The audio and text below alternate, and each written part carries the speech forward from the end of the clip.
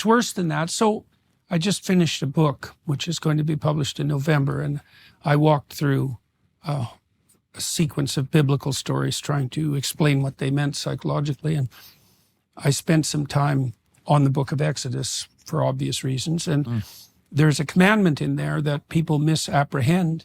So I think it's the third commandment. Don't use God's name. Thou shalt not use the Lord's name in vain.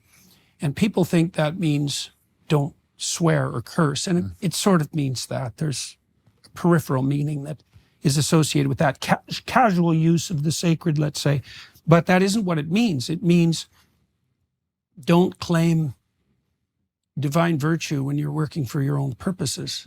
And the same thing happens in the gospel account, say, because the Pharisees, who are Christ's primary enemy, are the people he accuses of utilizing the sacred, the deepest, so you could say compassion even, given its proper place, for their own self-aggrandizement. They're praying in public. They're trying to occupy the best seats in the marketplace. They want the best seats in the synagogues, etc. That's the accusation. And so that virtue signaling, it's not merely, it's an expression of an unbelievably deep and ignorant narcissism, right? It's part of the victim-victimizer narrative, first of all, which explains all of history with no cognitive effort. And then it's these performative gestures that make you morally virtuous, right? And one of the consequences of that, too, is as soon as you're morally virtuous like that, you get to specify the victimizer who's your enemy and tear them into shreds, and that's actually a moral act. And I mean, you saw a bit of that, you said, with the black square.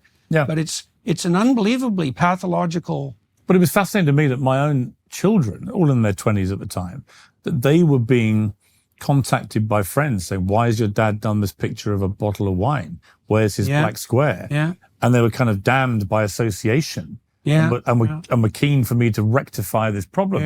And I had to say but there's a tribal signaling there too. And I said, guys, I'm not going to do it. I'm sorry. I'm just not going to feel bullied into doing something that I think actually is pointless and trite, and that all the people doing it don't really care much about this cause and will be very quickly back to their normal work on Instagram, which is pumping themselves up and showing off and all the things people do on Instagram. I said, I'm just not going to play this game.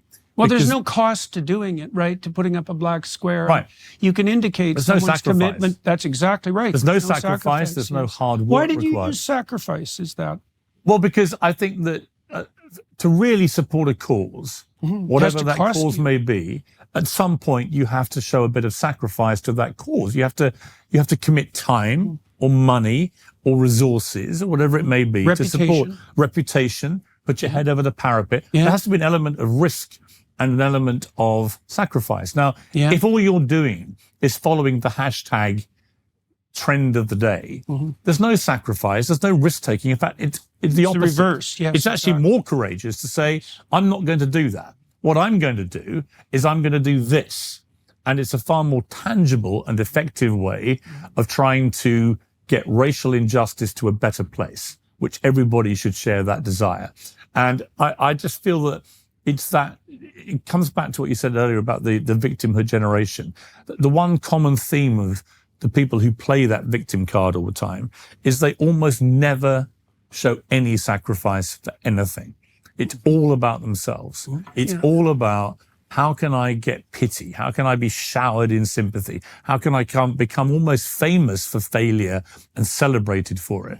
Rather than the way I was brought up, which is you celebrated success, you drowned your sorrows with failure, and you didn't let it take you down or destroy you, and you dusted yourself down and got back on with it. But the idea of celebrating failure, the idea of celebrating coming last at the school sports day, the idea that everyone had to get a participation prize, even if they were terrible at something. No. I wasn't very good at athletics at school. I was very good at cricket. I was one of the best cricket players aged 12 in the country. And my dream was to be a professional cricketer. I never made it. My other dream was to be a journalist. I made that. But I was terrible at athletics. My two brothers were brilliant at athletics. They used to win everything. But I used to always win the non-finalist race. And I was very happy about that because I said to my... What is that? Well, so everyone who didn't win a race got put in the non-finalist race. So you were the kind of lepers with the most fingers, right? For want of a crass phrase. And the point was that you were competing against other losers, but you could still win something. And I thought, yeah, I'm going to be the best loser because I'm crap at this. I can't really run or hurdle or throw javelins or anything like that. But I can beat this lot. And I was proud of that. But I never mistook it for actual glory or winning.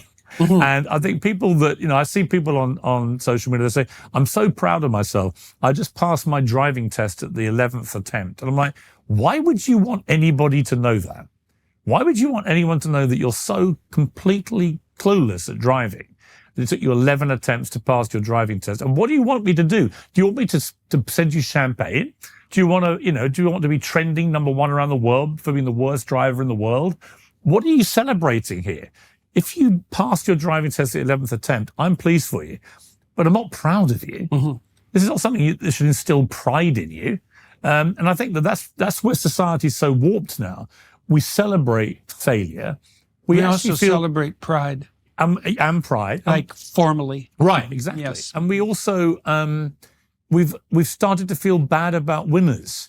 We don't really feel comfortable with winners anymore, especially if they're a little bit self-confident. And yet I think they're the best possible role models out there. People that can perform in the cauldron of great sport or entertainment, whatever it may be. I watched all the sort of jealous sniping about Taylor Swift, for example. And then I went to her concert at Wembley. Absolutely mind-blowing experience.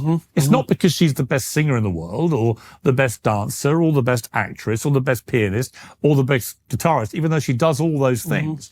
It's just I've never seen an audience so at one with the performer where she gave them what they wanted. 3.5 hours of banging hits on a massive stage with huge theatrics.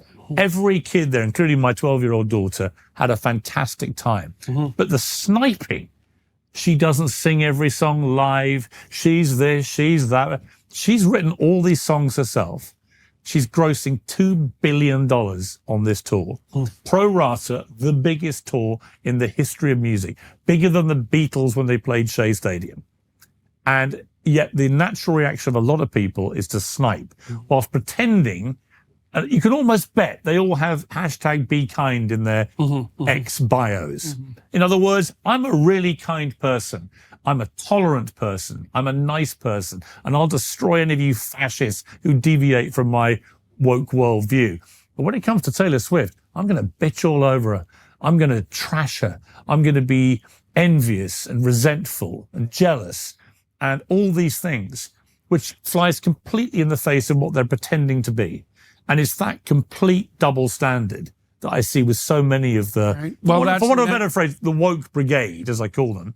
But it is as Elon Musk has said, it's a mind virus, and they are actually leading lives and behaving in a way that is completely the opposite of what they are masquerading as. And I find that that deceit and that fraud actually pretty offensive. And it's like it just exposes them for what they are. Well, I think to bring it back to the talent shows, I think that's all dramatized in America's Got Talent and Britain's Got Talent, right? Because it's people come out there and they can't help in some sense but show who they are very rapidly. Yes. Right. They're on stage and they're naked on stage, right? And then they're judged. And if it's done well, then the cream rises to the top and everybody's thrilled about that, And so now you said something right at the beginning that I'd like to return to too. You talked about the shift that you've made into online journalism. And so you're, I presume, much more autonomous, but you also said that you're having the most interesting time of your career. Okay.